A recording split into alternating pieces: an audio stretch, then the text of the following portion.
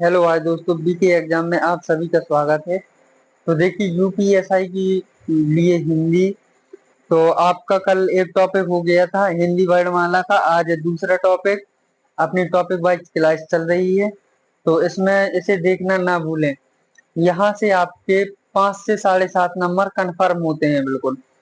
तो आप एक बार अगर क्लास देखेंगे तो दोबारा आपको देखने के लिए, पढ़ने के लिए उसकी जरूरत नहीं पड़ेगी वर्णमाला को। तो चलिए चलते हैं टॉपिक की ओर। आज थोड़ा सा रिवीजन कर लेते हैं। तो देखिए, ये हिंदी वर्णमाला है।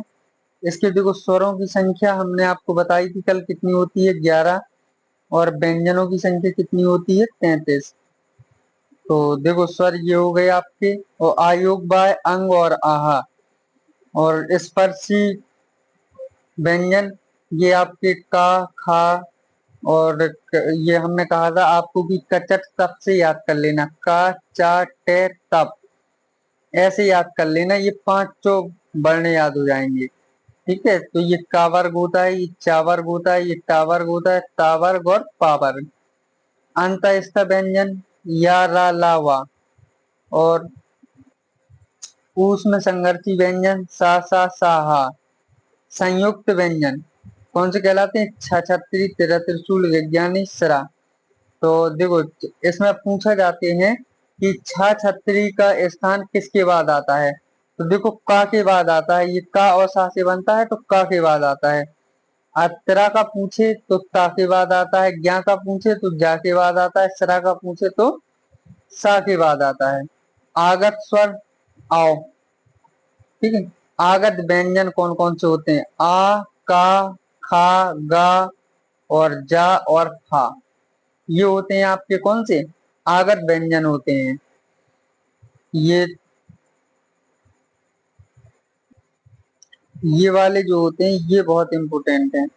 देखो यहाँ पे, ये लाइन जो होती है चा वाली, ये स्पर्शिव लाइन कहलाती है। कहाँ तक? झा तक। स्पेशल से स्पर्शीय व्यंजन कहलाते हैं ये। अभी और आगे चलते हैं। जो कल रह गया था, नहीं करवा पाए थे, वो आज आपको हर चीज मिलेगा इस टॉपिक में, क्योंकि आज ये लास्ट है। देखिए, ये आ गया इम्पोर्टेंट।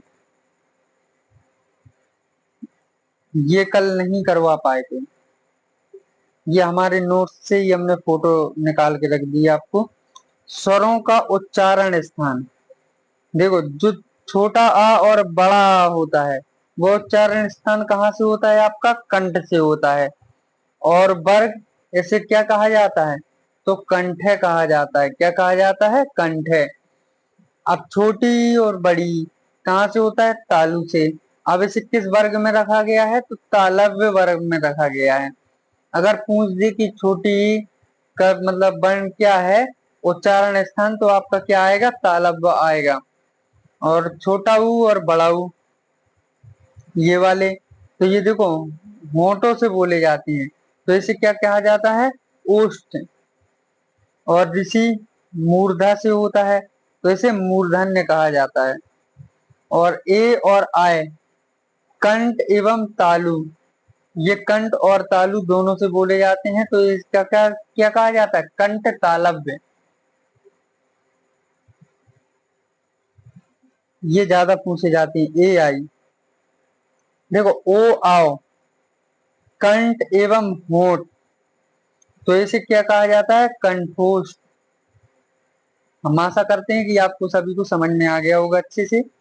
जो छोटा बड़ा होता है ये होते हैं कंठ है, छोटी बड़ी ये तालव्य होते हैं, छोटा ऊ और बड़ा ऊ होते हैं ये होस्ट होते हैं, ऋषि होता है जो आपका मूर्धन होता है। ए आय कंठ तालव्य, ओ आओ कंठोष्ठ। देखिए, अब ये और थोड़ा सा देख लेते हैं, फिर चलते हैं आगे की ओर। देखो, ये होता है प्रथम वर्ग, ये वाली लाइन। ये होती है द्वितीय, ये तृतीय, चौथा, पांचवा। ये याद कर लेना, पहला, दूसरा, तीसरा, चौथा, पांचवा। का, का में देखो, कचट तप। का होती है कंठ, कंठ। रचा होती है तालु, ता होती है मूर्धन, और ता होती है दंत, और पा होती है ओष्ठ। कंठ तालव्य मूर्धा दंत ओष्ठ कचक तप। बस इतना याद कर लेना, आपका ये 2500 वर्ड याद हो गए। देखो हमने बताया था चा छा जा झा, ये क्या होते हैं? स्पेशल स्पर्श संघर्षी व्यंजन होते हैं। आपने स्पर्श व्यंजन तो सभी याद कर लिए, ठीक है, मगर इसमें जो चा छा जा झा है तो ये स्पेशल, आप स्पेशल आपके क्या होते हैं? स्पर्श संघर्षी व्यंजन। तो ये आपकी चार सारणी थी। अब समझ लेते हैं बहुत आसान तरीके से अघोष और सघोष। इसमें आपको कल कंफ्यूजन रह गई थी, तो आज ये बहुत अच्छे से आपको बनने वाले हैं। एक बार चार्ट देख लो, हम लेके आए हैं, दिल खुश हो जाएगा। याद करो, देखो अघोष, अघोष में क्या आता है? पहला वर्ण और पहला और दूसरा। ये जो पहला और दूसरा लिखा है, ये क्या लिखा है? का और खा। हम आपको दिखवा चुके हैं ना ऊपर, पहला दूसरा तीसरा चौथा पांच, पांचों वो होती हैं रो उसमें। तो जो पहली का की लाइन होती है, का और खा, ये क्या होते हैं? आपके अघोष होते हैं। देखिए देखिए, जो ये वाली लाइन है पहली, ये सब कैसी है? अघोष है। और ये वाली लाइन है, ये भी कैसी है? अघोष है। तो देखो का चा टे तप, ये तो सब अघोष होते हैं। अब देखो खा छा ठा था फा, ये भी कैसे होते हैं? अघोष होते हैं। और देखो तीन चार पांच, का और खा के आगे जो गा घा रा होता है, वो क्या आते हैं? वो सघोष होते हैं। अब ये अघोष सघोष आपको याद हो गए, अघोष कौन से होते हैं, सघोष कौन से होते हैं। अब आ गया देखो अल्पप्राण। अल्पप्राण में एक तीन पांच, का कबूतर आपका क्या होगा? अल्पप्राण होगा। फिर खा खरगोश नहीं होगा। फिर तीसरे में क्या आता है? गागमला। गागमला आपका अल्पप्राण होगा। और घाघड़ी नहीं होगा। फिर अंगा आपका क्या होगा? अल्पप्राण। और दो और चार महाप्राण होंगे, मतलब कि खा खरगोश घाघड़ी घाघड़ी, ये आपके क्या होंगे? महाप्राण होंगे। और इसमें देखो सभी स्वर अल्पप्राण होते हैं। स्वर कैसे होते हैं? सभी अल्पप्राण होते हैं। तो ये कहाँ जाते हैं? देखो ये होते हैं अघोष स्वर। स्वर क्या कहाँ होते हैं? ये अल्पप्राण तो होते हैं, मगर जो अल्पप्राण होंगे वो क्या होंगे? सघोष होंगे। तो इसीलिए सभी स्वर क्या होते हैं? सघोष होते हैं। यहाँ पे क्या आ जाएगा? सभी स्वर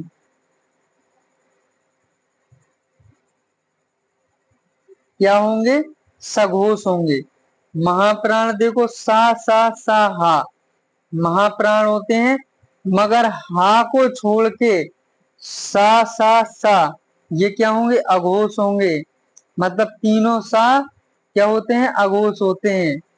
सा और सा, ये क्या होंगे? आपके अघोष होंगे। और जो हा है आपका, वो होगा सघोष। क्या होगा? सघोष।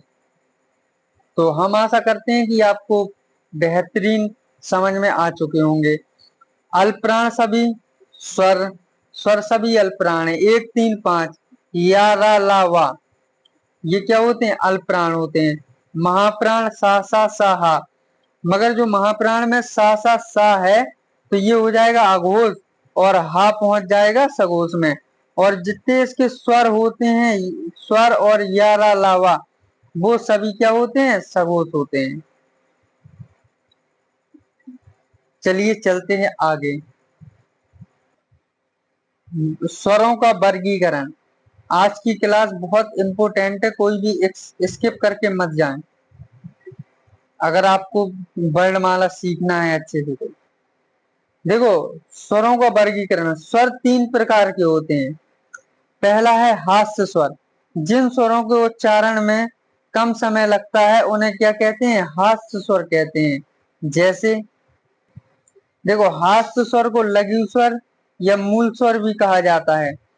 आ ई उ ऋषि, ये क्या होते हैं? हास्य स्वर होते हैं। दीर्घ स्वर जिन स्वरों के उच्चारण में लघु से दुगना समय लगता है उन्हें दीर्घ स्वर कहते हैं। जैसे बड़ा आ, बड़ी, बड़ाऊ, ए, आय, ओ, आओ, ये क्या होते हैं? दीर्घ स्वर होते हैं। अब आ गया लुप्त स्वर। जिन स्वरों के उच्चारण में दीर्घ स्वर से भी अधिक समय लगता है उन्हें क्या कहते हैं? लुप्त स्वर कहते हैं। जैसे ओम, ओम बोलो, इसका प्रयोग पुकारने में किसी को किया जाता है। अब ये ओम बोलो, इसमें लुप्त स्वर में सबसे ज्यादा टाइम लगेगा, ओम काफी देर तक बोलते रहो, तो ये क्या होता है? लुप्त स्वर होता है। अब देखो मूल स्वर कितने प्रकार के होते हैं? मूल स्वर होते हैं 4 प्रकार के। आ, ई, उ, ऋषि, ये क्या होते हैं? मूल स्वर होते हैं। उत्पत्ति के आधार पर स्वर कितने प्रकार के होते हैं? तो उत्पत्ति के आधार पर स्वर 2 प्रकार के होते हैं। एक होता है मूल स्वर, एक होते हैं संधि स्वर।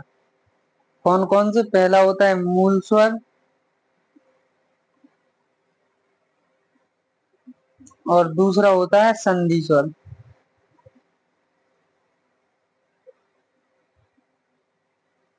तो ये याद रख लेना। मूल स्वर तो वही होते हैं आ, ई, उ, ऋषि, और संधि स्वर होते हैं बड़ा, बड़ी, बड़ाऊ, बड़ा आ, बड़ी ई, बड़ा, बड़ाऊ, और इसमें आ, ई, उ, ऋषि। ठीक है। देखिए जीवा के आधार पर स्वरों की संख्या। जीवा के आधार पर स्वर 3 प्रकार के होते हैं। एक जो आगे जीभ से बोला जाता है, एक मध्य जीभ से बोला जाता है, एक पश्च जीभ से बोला जाता है। तो अग्र अग्र स्वर वाला होता है जीवा का, छोटी, बड़ी, ऋषि, ए, आय, ये होते हैं कैसे? अग्र स्वर से, जो आगे की जीभ मुड़ती है बोलने पे। मध्य स्वर से होता है कौन सा? आ ओनली। पश्च स्वर से होता है बड़ा आ, छोटा ऊ, बड़ा ऊ, ओ, आओ, ये होते हैं कैसे? पश्च स्वर से। तो ये जीवा के आधार पर थे स्वर कि कैसे बोले जाते हैं। यहाँ से क्वेश्चन आ जाता है कभी कभार। अब देखो ओंठ की स्थिति के आधार पर स्वरों की संख्या। ओष्ठ के आधार पर स्वर की संख्या कितने प्रकार के होते हैं? ये 2 प्रकार के होते हैं। एक होता है आवृत्ति मुखी स्वर, जब मतलब उसकी आवृत्ति गोल ना हो। एक होता है वृत्तामुखी, तो उसका क्या हो जाता है? जैसे कि जिसके बोलने पे आपके ओंठ गोल हो जाते हैं, तो ये उससे समझ लेते हैं। जैसे आवृत्ति मुखी स्वर है छोटा आ, बड़ा आ, ई, बड़ी, ऋषि, ए, आय, और वृत्तामुखी स्वर छोटा ऊ, बोल के देखो, इसमें गोल टाइप में हो जाएगा, बड़ा ऊ, आओ, ओ, तो ये क्या हो गया? ये आपके गोल टाइप, गोल मुंह हो जाता है जब बोलते हैं ओंठ। तो ये ओंठ की स्थिति से हो गए आवृत्ति मुखी स्वर और वृत्ता मुखी स्वर। तो ये याद कर लेना। देखो एसआई की तैयारी कर रहे हैं आप लोग, एसआई में यहाँ से क्वेश्चन आ जाते हैं, क्योंकि एसआई में हिंदी इतनी सिंपल नहीं आती है। बाद में यही होता है यार ये हमसे बनता था और छूट गया हमारा। ठीक है। तो इन इन सब चीजों को, छोटी छोटी चीजें हैं, इन्हें अच्छे से याद कर लेना। अभी हम आपको छोटी छोटी चीजें हर चीज करवा चुके हैं। अब चलते हैं क्वेश्चन की ओर और करते हैं फटाफट 20 क्वेश्चन का रिवीजन। निम्नलिखित में से अर्ध स्वर कौन सा है? बताइए अर्ध स्वर कौन सा है। तो देखिए अर्ध स्वर कौन कौन से होते हैं? या और वाह, ये हमने आपको बताया था पीछे। ये होते हैं कैसे? अर्ध स्वर। चलिए नेक्स्ट क्वेश्चन देखो, हिंदी की स्पर्श घोष महाप्राण ओष्ठ व्यंजन बताइए। तो इसमें महाप्राण भी होना चाहिए, घोष भी होना चाहिए स्पर्श, और ओष्ठ व्यंजन भी होना चाहिए। तो ये सारे गुण किसमें हैं? भा भट्टी में। ठीक है, तो ये क्या हो जाएगा? भा। नेक्स्ट क्वेश्चन, इनमें से कौन सा संयुक्त व्यंजन नहीं है? बताइए। छछत्री, तिरा, त्रिशूल, गिरज्ञानी, फाफल। देखिए संयुक्त व्यंजन आपके कितने होते हैं? 4 होते हैं। तो छछत्री है, तिरा, त्रिशूल है, गिरज्ञानी है। और एक कौन सा होता है? सिरा होता है। छछत्री देखो का और सा से मिलके बना होता है। तिरा त्रिशूल है जो ता प्लस रा से मिलके बना होता है। और आपकी जो गिरज्ञानी है तो वो जा और इया से मिलके बना होता है। और सिरा आपका सा और रा से मिलके बना होता है। तो ये आपके सभी संयुक्त व्यंजन है, मगर फा आपका संयुक्त व्यंजन नहीं है। निम्न में से कौन सा स्वर समवृत है? बताइए। छोटा, बड़ा, औ, ई, आय। ये आपकी छोटी ई। Next question. निम्नलिखित में से कौन सा व्यंजन स्पर्श संघर्षी है? आ गया, हमने पढ़ाया था स्पर्श संघर्षी। जा, रा, ला, वा। बताइए। तो चा, छा, जा, झा। चा, छा, जा, झा। ये आपके क्या होते हैं? स्पेशल स्पर्श संघर्षी व्यंजन होते हैं। कौन से? स्पर्श संघर्षी।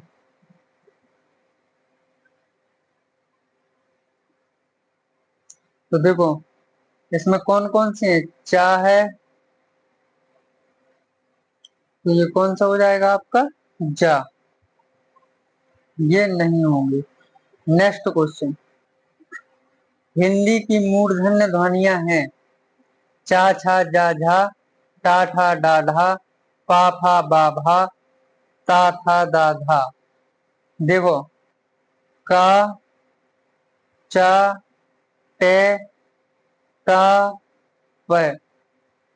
कंठ, मूर्धा, दंत, सॉरी, कंठ, चा, तालु, मूर्धा, दंत और ओष्ठ। तो कौन सी? देखो का मूर्धन्य पूछ रहा है, तो मूर्धन्य कहाँ है? ये है टा वाली लाइन। टा, ठा, डा, ढा। तो ये वाली हो जाएगी। ऐसे याद कर लोगे कचट तप से। कंठ, कचट तप में देखो कंठ, तालु, मूर्धा, दंत, ओष्ठ। Next question. भाषा विज्ञान की दृष्टि से बड़ा ऊ किस प्रकार का स्वर है? पश्च, विव्रत, अग्र सम्रत, अग्र विव्रत, पश्च सम्रत। बताइए। तो ये है पश्च सम्रत, डॉग नंबर। Next question. हिंदी की बा ध्वनि है दंत ध्वनि, ओष्ठ ध्वनि, या वात्सर्य ध्वनि, या तालव्य ध्वनि। तो ये कौन सी है? ओष्ठ ध्वनि है, बॉय नंबर। Next question. वा का उच्चारण स्थान है दंत, ओष्ठ, दंतोष्ठ, या कंठोष्ठ। बताइए। तो इसका है दंतोष्ठ। Next question. निम्नलिखित में से दंत ध्वनि है का, छा, ता, प। बताइए कौन सा है? तो ये हो जाएगा ता नंबर। Next question. कौन सी ध्वनि महाप्राण नहीं है?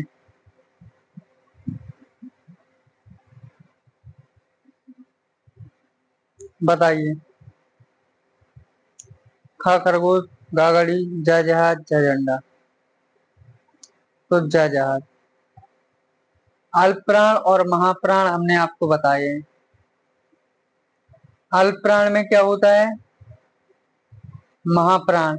अल्प प्राण में 1, 3, 5, महाप्राण में 2, 4 होता है ये।